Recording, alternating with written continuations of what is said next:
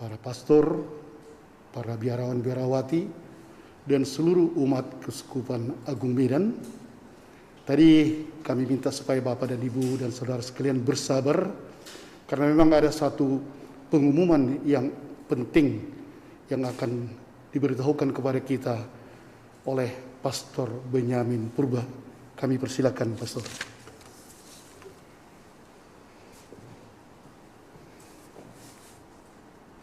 Umat Allah Keuskupan Agung Medan yang kami cintai,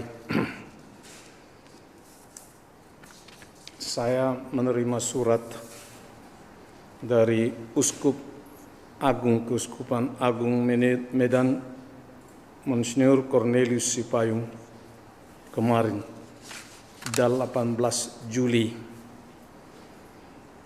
Di dalamnya tertulis menghunjuk saya sebagai juru bicara dan moderator Kuria Keuskupan Agung Medan dalam lingkup gerejawi dan sipil sampai kesehatan memungkinkan kami untuk bertugas kembali.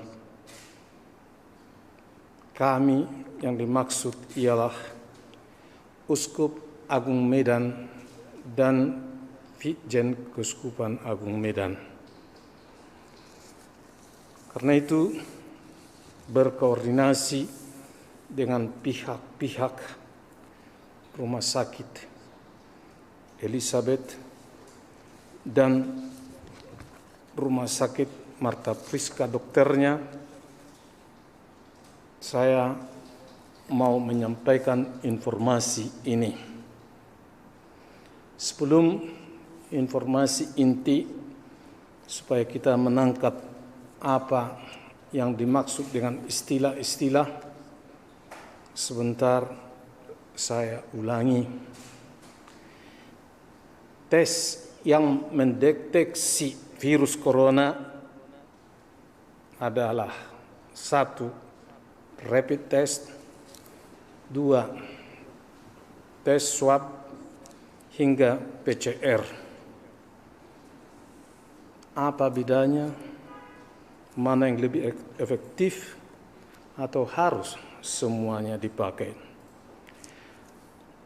Istilah ini saya ulangi, saya bukan ahli kedokteran, tapi saya minta informasi supaya kita mengerti istilah nanti yang dikenakan kepada anggota-anggota Kuria Keuskupan Agung Medan. Rapid test. Rapid test corona hanya bisa digunakan sebagai screening atau penyaringan awal. Biasanya tes ini membutuhkan waktu kira-kira 15 sampai 30 menit.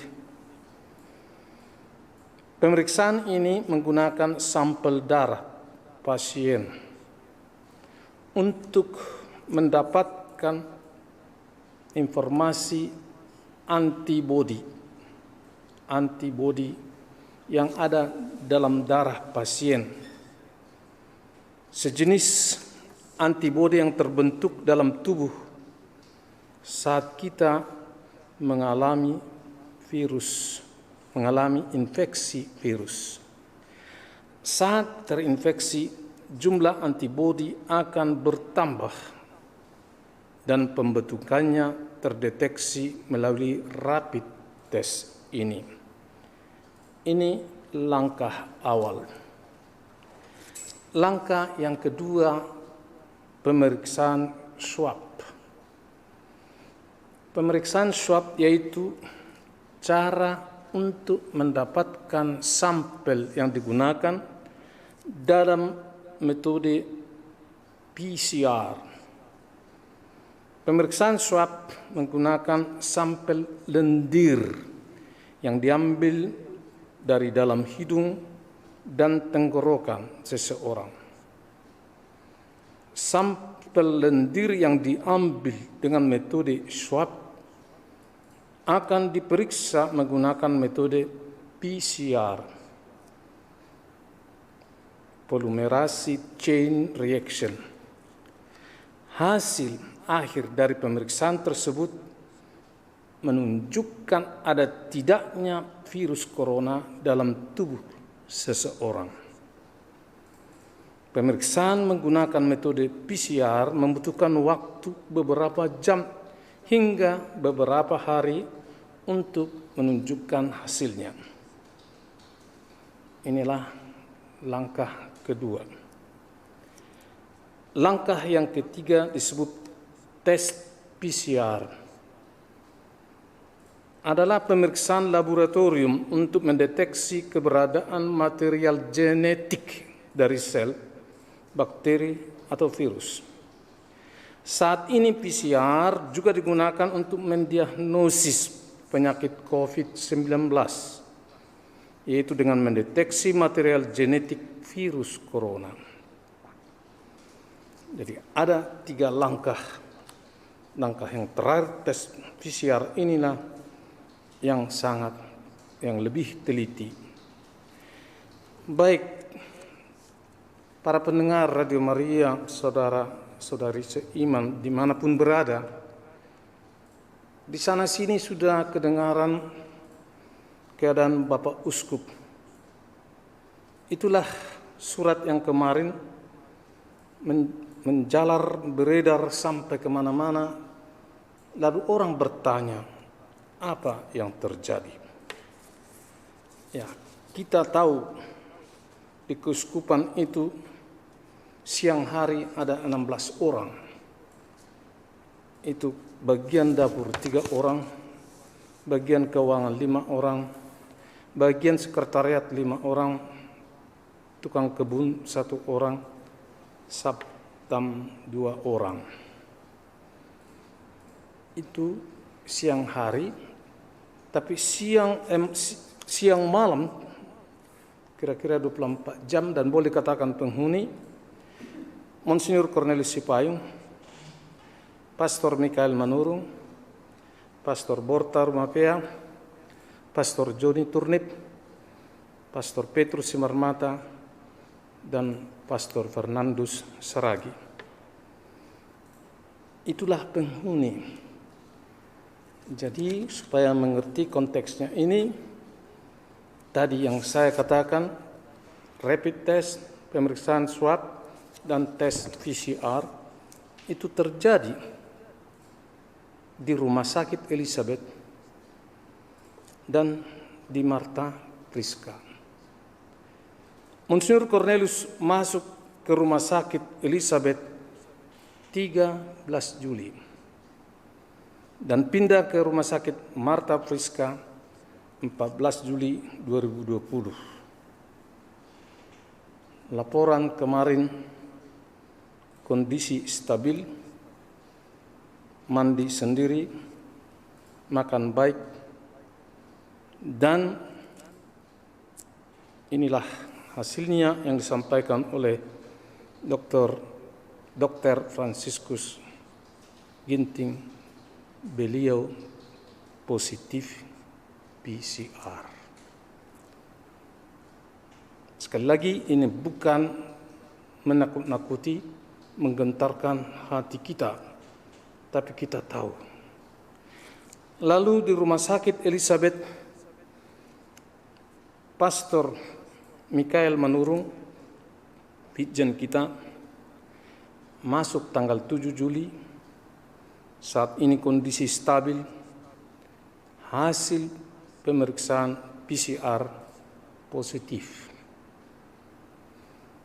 Pastor Borta Rumapea masuk 13 Juli 2020, meriang dan batuk-batuk, hasil PCR positif. Melina Marbun masuk 13 Juli 2020, hasil pemeriksaan PCR positif. Pastor Romualdus batuk, masuk tanggal 15 Juli 2020, demam, dan hasil pemeriksaan PCR positif. Pastor Jodi Turnip masuk tanggal 16 Juli, demam, lemas, PCR positif. Satu lagi belum ada hasil, Nona Kristiana, masuk tanggal 16 Juli. Pastor Petrus Simarmata dan Pastor Ferdinandus Saragi masih tinggal di kamarnya dan belum ada tanda-tanda menuju. Kedua-duanya ini nampaknya isolasi mandiri. Jadi itulah yang tadi, dan satu orang lagi Suster Emanuela juga masih isolasi mandiri. Nah, ini informasi untuk menolong kita karena virus ini begitu kencang. Jadi bagi mereka yang bertemu sejak tanggal 1 Juli 2020 ini, harap mengambil sikap sendiri. Dan entah itu berkonsultasi dengan dokter setempat. Jadi informasi ini hati-hati, itu harus kita was-was. Karena mereka bisa jadi di Pematang Siantar, bisa jadi di Parongil, bisa jadi di Brastagi. Supaya itu kita cermati bersama, bukan sekali lagi menakut-nakuti, bukan membuat kita cemas, tetapi kita was-was. Karena bisa jadi mereka menjadi carrier atau silent carrier corona COVID-19 pada waktu Anda bertemu, yakni memiliki kemampuan membawa dan menyebarkan virus. Inilah yang perlu kita ambil sikap. Wabah corona menjadi ketakutan kita bersama. Namun jangan sampai wabah ini merenggut cara kita memanusiakan sesama. Selain mengedepankan aspek material seperti menjaga perilaku hidup sehat, mengenakan masker, menjaga jarak 1 meter, bahkan peraturan Kota Medan 2 meter. Cuci tangan dengan sabun dan air mengalir. Bisa jadi berolahraga rutin dan asupan bergizi. Tapi yang terpenting ialah aspek non-material perlu dipelihara. Seperti etika sosial kita terhadap sesama yang tercermin dari sikap peduli, sikap pengertian dan saling pengertian, sadar dengan lingkungan sosial kita. Corona mungkin bisa merenggut nyawa manusia, tetapi ada satu hal yang tidak bisa direnggut olehnya, kemanusiaan kita. Maka, saudara-saudari, umat Allah yang tercinta, marilah kita menemani uskup kita, karyawan, 4 pastor kita dalam doa-doa kita. Tak ada gunanya saling mempersalahkan. Kita mendoakan mereka karena proses sedang berjalan. Bisa panjang, bisa pendek. Walaupun kita tidak bertatap muka, walaupun kita tidak berjabat tangan, kita izinkanlah mereka semua beristirahat, dan satu waktu kita akan bertatap muka.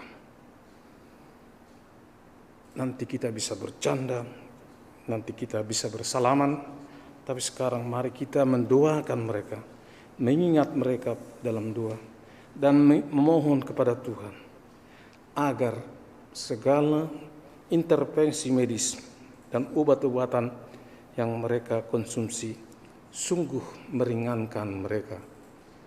Nanti lebih detail akan diadakan kalau memungkinkan dan kalau disetujui bersama sebuah konferensi bersama dengan para dokter. Jadi yang saya sampaikan ini hanya ajakan mari kita berdoa bersama di tempat kita masing-masing dimanapun kita berada. Marilah kita berdoa.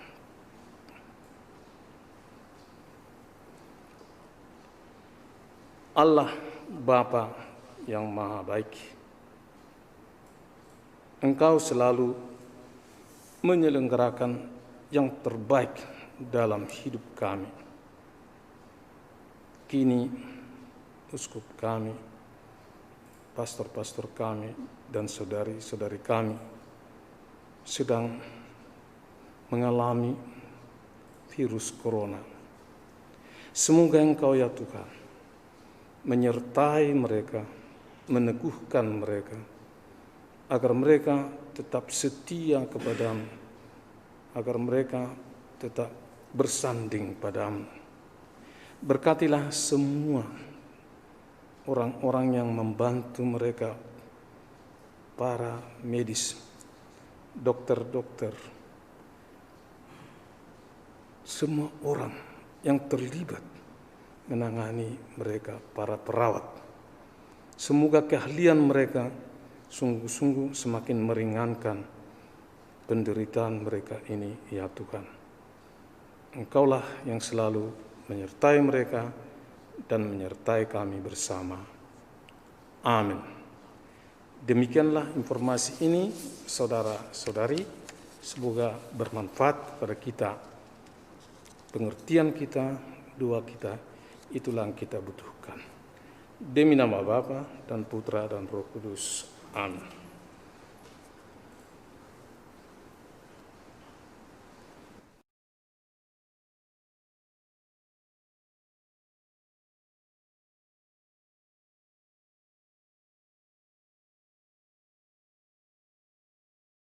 Saudara-saudari sekalian yang kami cintai dalam Yesus Kristus, mungkin informasi-informasi banyak kita dengar, tapi dengan tampilnya Pastor Benyamin di sini sebagai jubir keuskupan, kita tahu bahwa hanya informasi ini yang benar.